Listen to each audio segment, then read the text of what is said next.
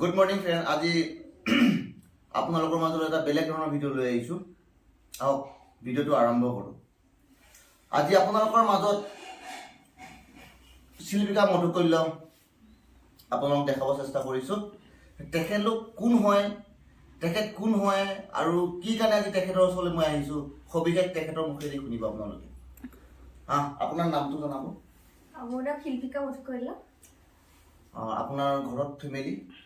মোৰ মা আছে আৰু ভণ্টি আছে আৰু দেউতা যাদৱ চন্দ্ৰ শৰ্মা। তেখেত 2014 চনৰ 15 আগষ্ট তাৰিখে তেখেতৰ মৃত্যু হৈছে। আচ্ছা, আপোনাৰ পঢ়া শুনা যাত্ৰা কেনেকৈ আৰম্ভ হৈছে, কিমানলৈকে চলি আছে, বৰ্তমান কিবা কৰি আছে নেকি? মই প্ৰথমতে মই যিহেতু মোৰ তেজপুৰত ঘৰ, তেজপুৰ ডেকাৰগাঁও কুন্দাৰবাৰী, গতিকে মই কুন্দাৰবাৰী LP স্কুলত তাৰ পৰাই 4ৰ্থ শ্ৰেণীলৈকে তাত পঢ়িলোঁ। তাৰপিছত তেজপুৰ গভৰ্ণমেণ্ট গাৰ্লছৰ পৰা মই মেট্ৰিক পাছ কৰিলোঁ। তাৰপিছত হাই ছেকেণ্ডেৰী আৰু গ্ৰেজুৱেশ্যনত মই হিষ্ট্ৰী মেজৰ লৈ পেলাই দৰং কলেজৰ পৰা পাছ কৰি গুৱাহাটী ইউনিভাৰ্চিটিৰ পৰা মাষ্টাৰ ডিগ্ৰী কৰিছিলোঁ ফৰেন লেংগুৱেজ ফ্ৰেন্সত। আৰু বৰ্তমান মই ইগন'ৰ পৰা মাছ কম এণ্ড জাৰ্ণালিজমত পুনৰ MA কৰি আছোঁ, AA। আৰু এতিয়া মই অসমীয়া ধাৰাবাহিক, অসমীয়া TV চিৰিয়েল লিখি আছোঁ আৰু কেইখনমানত অভিনয়ো কৰিছোঁ। তেনেদৰে চলি আছে আৰু। আপোনালোকে গম পালে, শিল্পিকা হৈছে এগৰাকী পৰ্দা আঁৰৰ ব্যক্তি বুলি ক'ব পাৰি।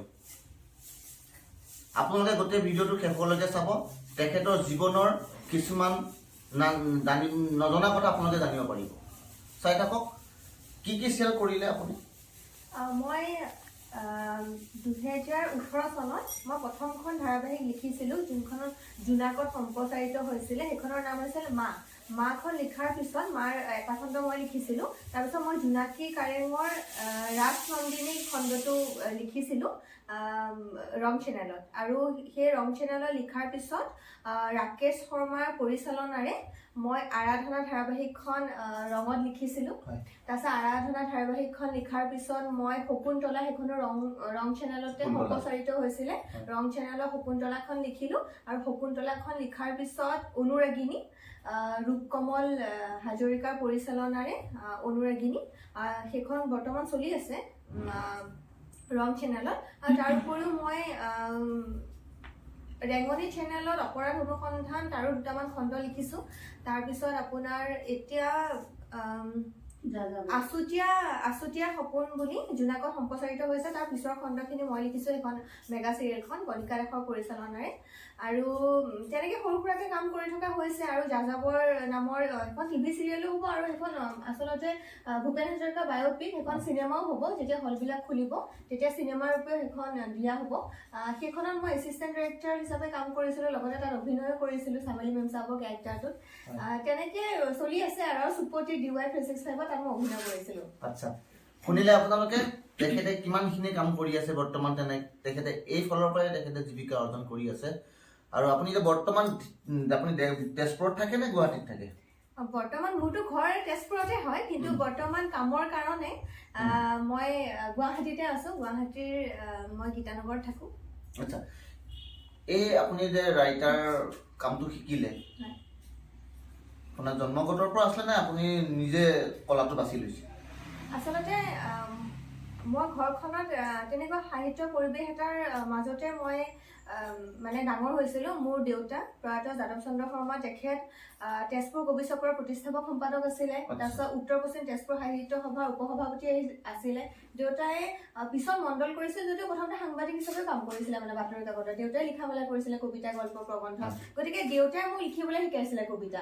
প্ৰথম কবিতাটো মোৰ 2006 চনৰ বা বাতৰি নামৰ আমাৰ লোকেল এখন পেপাৰ আছিলে, নয়নমণিদাৰ এখন উলিয়াইছিলে।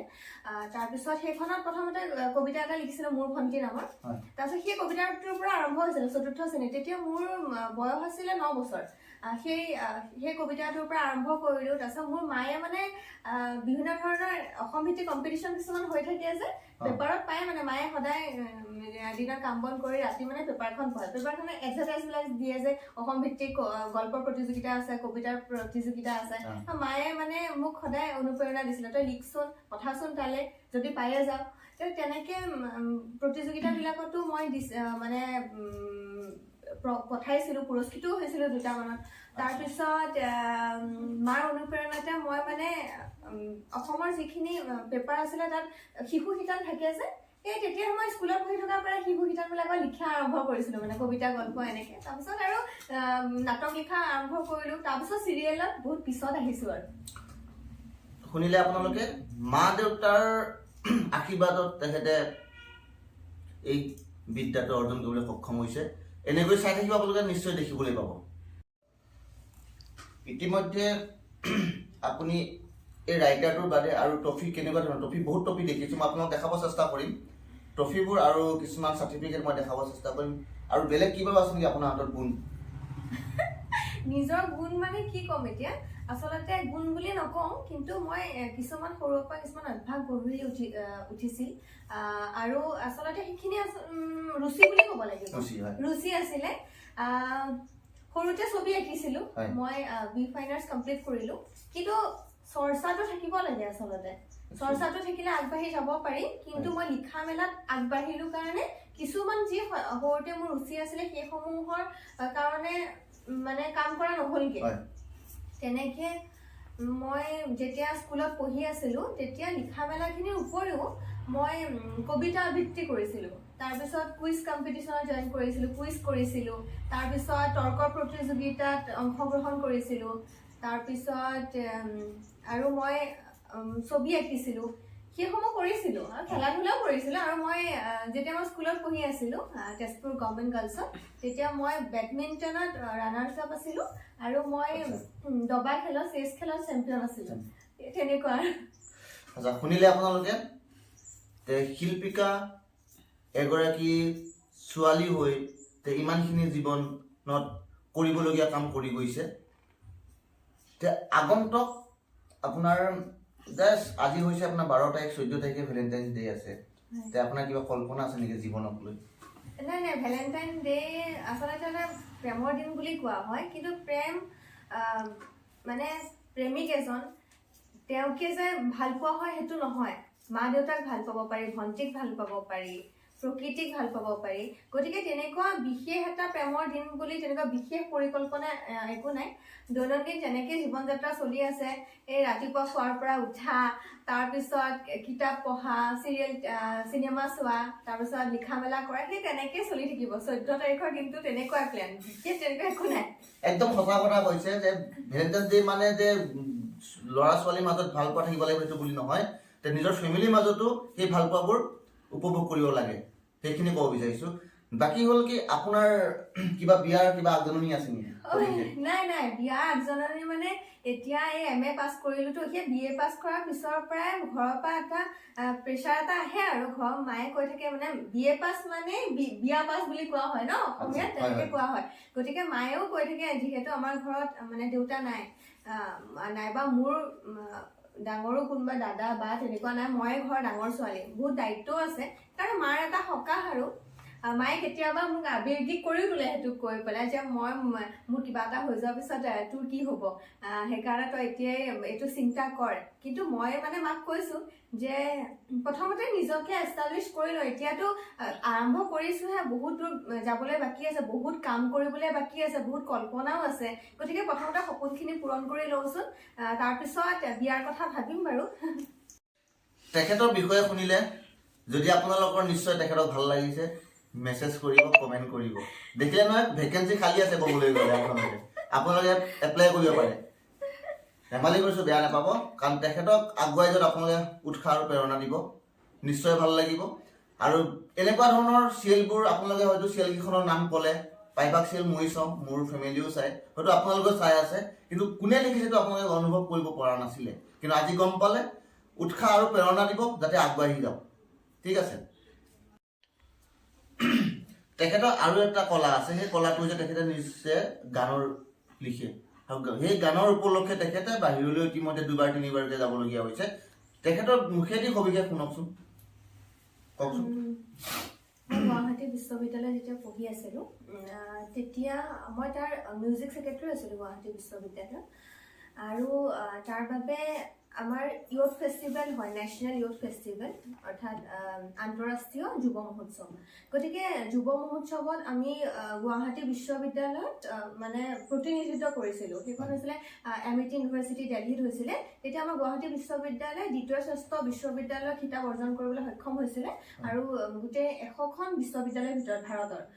তেতিয়া তাত ব্ৰঞ্জ মেডেল পাইছিলে কোৰাছত। সেই কোৰাছটোৰ মানে সমবেত সংগীতটো মই লিখিছিলোঁ। তাৰপিছত তাৰ উপৰিও আমি স্কিটো কৰিছিলোঁ, তাৰপিছত অৰ্কেষ্ট্ৰা কৰিছিলোঁ। মই সেইখিনিত মই অংশগ্ৰহণ কৰিছিলোঁ, জনেলতো অংশগ্ৰহণ কৰি প্ৰাইজ পাই পেলাই তাৰপিছত আমি নেশ্যনেলৰ ফাইনেলত গৈছিলোঁ। গতিকে মই অৰ্কেষ্ট্ৰা অৰ্থাৎ লোকবাদ্য যন্ত্ৰ বজোৱা প্ৰতিযোগিতা তাত গ'ল্ড মেডেল পাইছিলোঁ আৰু ব্ৰঞ্জ মেডেল পাইছিলোঁ কোৰাছত, আৰু কোৰাছটো মই লিখা আছিলে। তেনেকৈ দিল্লীলৈ গৈছিলোঁ আৰু ধাৰাবাহিকৰ কামৰ বাবে মুম্বাইলৈকো যোৱা হৈছে। এতিয়ালৈকে কামখিনি সম্পূৰ্ণ হোৱা নাই, গতিকে সম্পূৰ্ণ হ'লে আপোনালোকে নিশ্চয় গম পাব। সেয়া আৰু হয়, আপোনালোকে শুনিলে তেখেতৰ মুখেদি।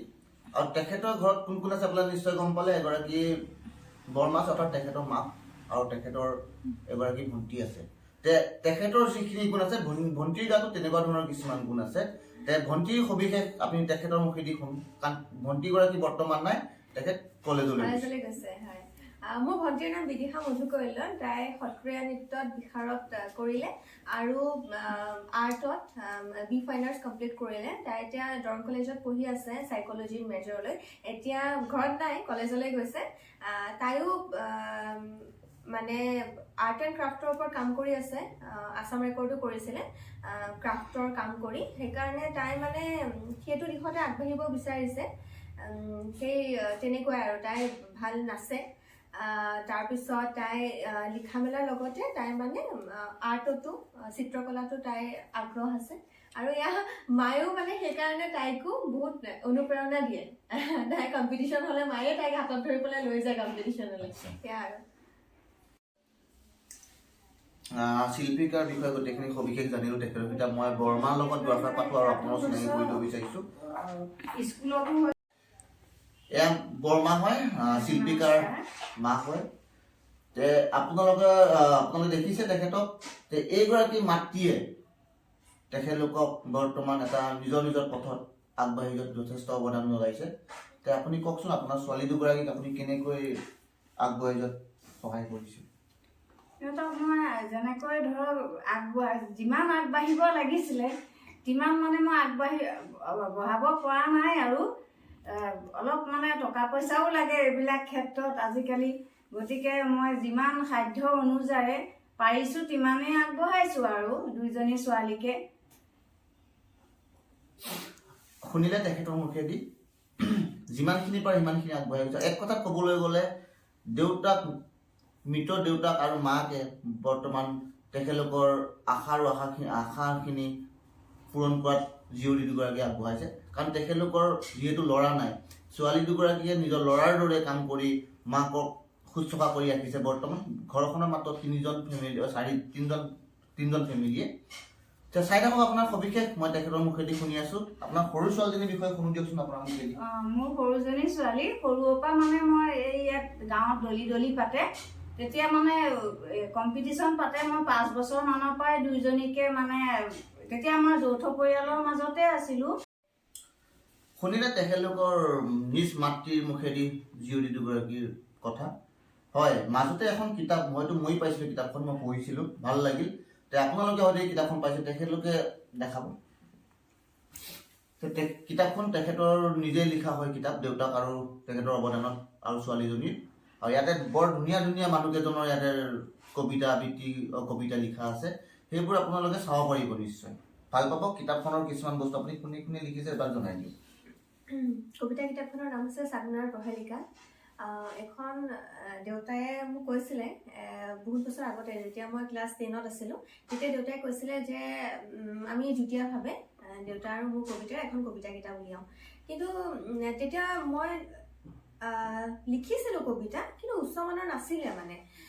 তেতিয়া মই কৈছিলোঁ যে যেতিয়া মই ডাঙৰ হ'ম, ডাঙৰ মানুহৰ নিচিনাকৈ কবিতা লিখিবলৈ ল'ম, তেতিয়া কবিতা কিতাপ এখন উলিয়াম।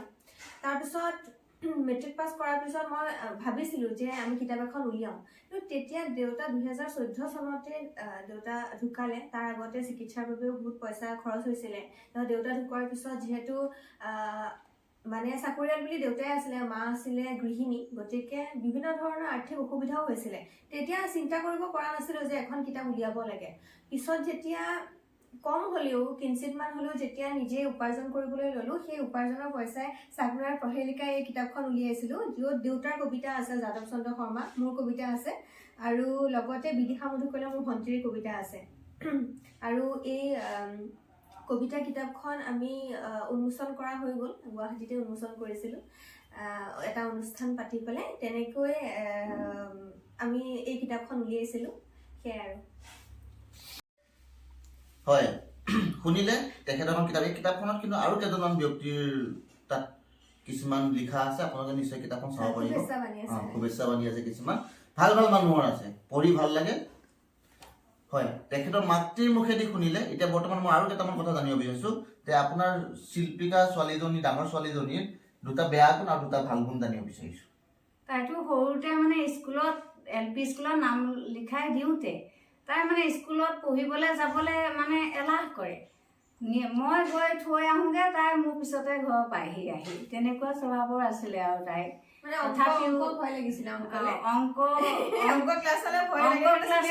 ভয় লাগে বুলি তাই মানে স্কুললৈ নাযায়।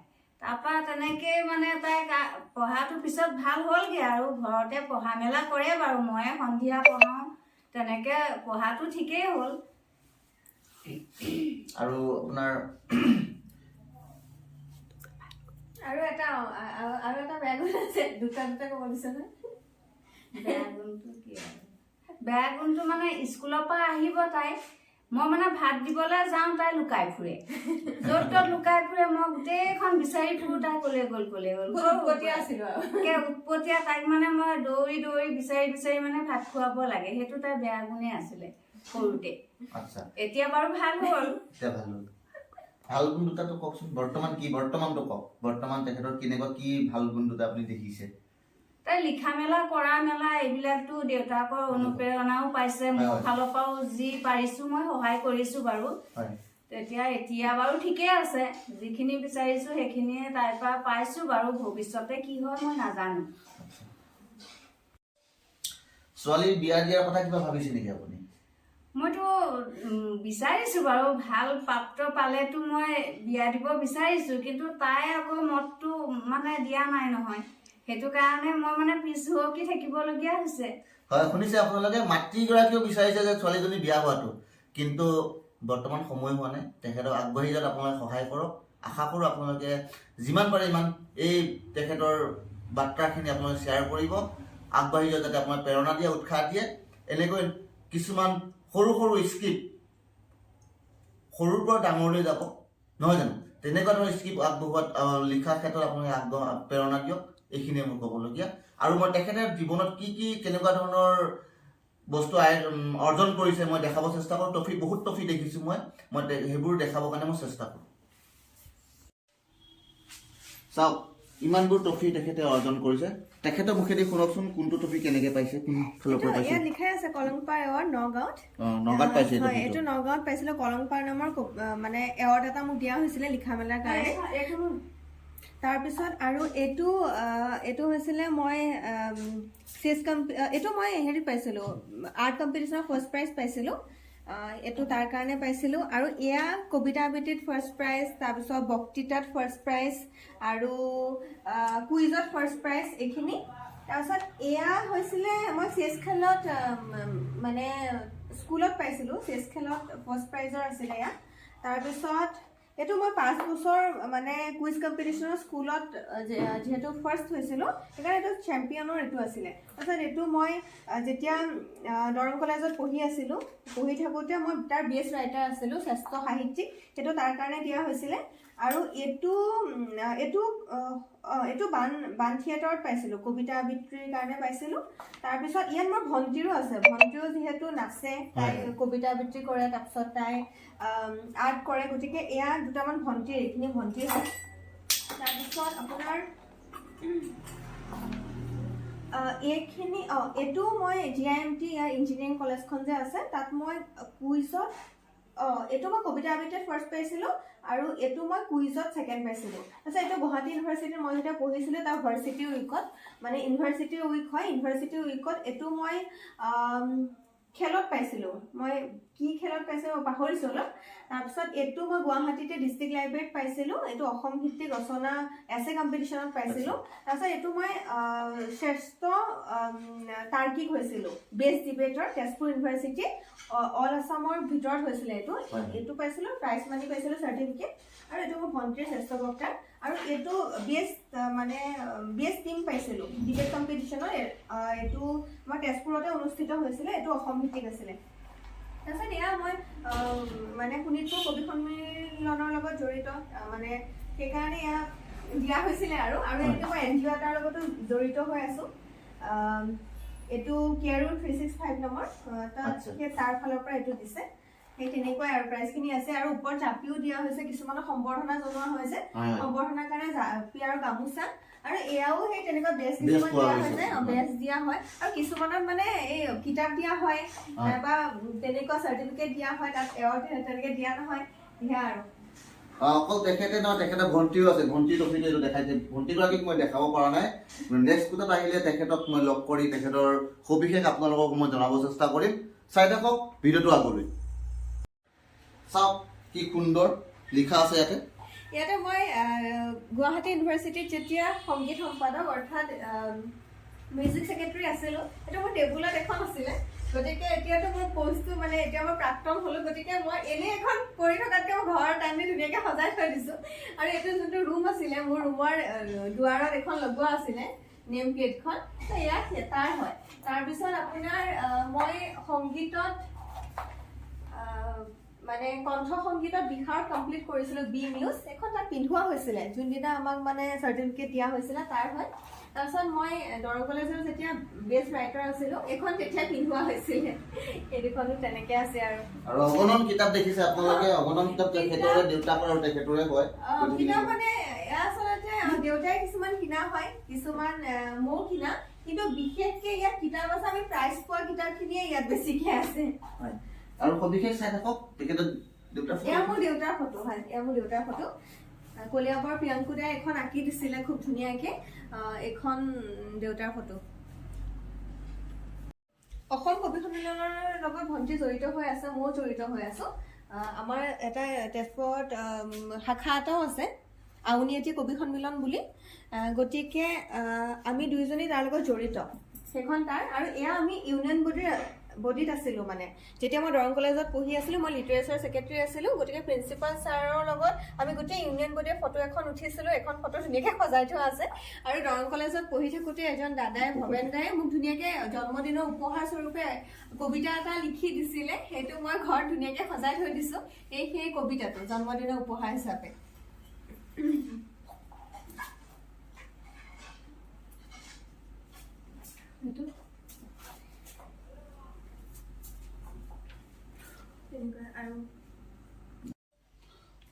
চাওক আপোনালোকে, মই আপোনাক দেখাব চেষ্টা কৰিছোঁ তেখেতৰ চাৰ্টিফিকেটবোৰ। কিছুমান চাৰ্টিফিকেট মই এনেকৈ দেখাই দিছোঁ আৰু গোটেইখিনি দেখুওৱা সম্ভৱ নহয়।